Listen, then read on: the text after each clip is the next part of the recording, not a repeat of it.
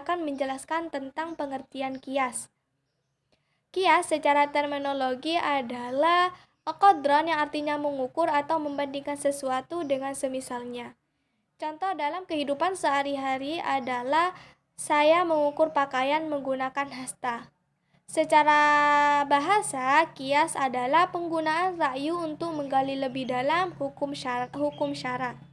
Namun dalam hal Al-Quran, Nas, dan juga Sunnah tidak dijelaskan hukumnya secara jelas.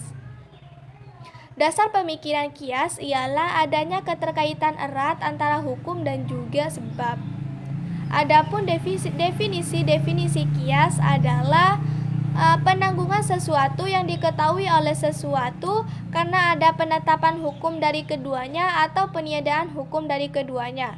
Disebabkan karena ada persamaan di antara keduanya, maka penetapan hukum atau peniadaan hukumnya. Yang kedua adalah menurut Ibnu Hudamah.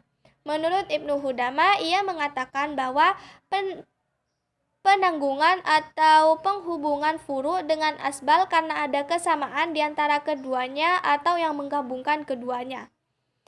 Adapun unsur-unsur kias yang pertama adalah suatu wadah atau suatu hal yang telah ditentukan hukumnya secara jelas. Yang kedua adalah suatu wadah atau suatu hal yang belum ditentukan hukumnya secara jelas. Yang ketiga adalah suatu hukum yang telah diucapkan sendiri oleh pembuat hukum atau syari. Yang ketiga adalah ilat hukum yang terdapat pada furud namun terlihat juga pada para mujtahid dan juga para asbal. Adapun syarat kias adalah yang pertama makis alai atau tempat mengkiaskan sesuatu kepadanya. Yang kedua adalah makis atau sesuatu yang akan disamakan dengan asbal. Adapun ulama-ulama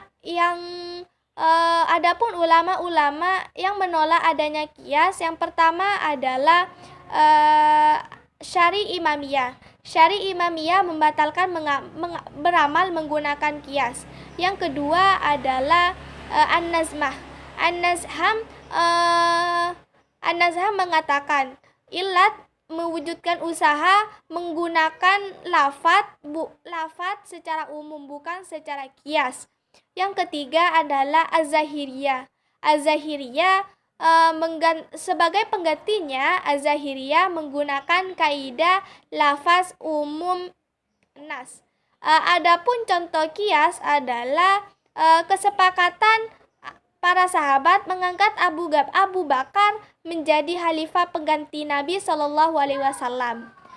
Mereka menetapkannya dengan dasar kias, yaitu karena Abu Bakar pernah ditunjuk Nabi Muhammad SAW untuk menggantikan beliau menjadi imam sholat jamaah sewaktu beliau sakit. Hal ini dijadikan alasan untuk mengangkat Abu Bakar menjadi sebagai khalifah. Para sahabat berkata, Nabi telah menunjuknya menjadi pemimpin urusan agama kita. Kenapa tidak kita memilih untuk menjadi pemimpin urusan dunia kita? Kedudukan Abu Bakar As-Siddiq sebagai khalifah dikiaskan kepada kedudukannya sebagai imam sholat. Sekian yang bisa saya sampaikan, kurang lebihnya saya minta maaf. Wassalamualaikum warahmatullahi wabarakatuh.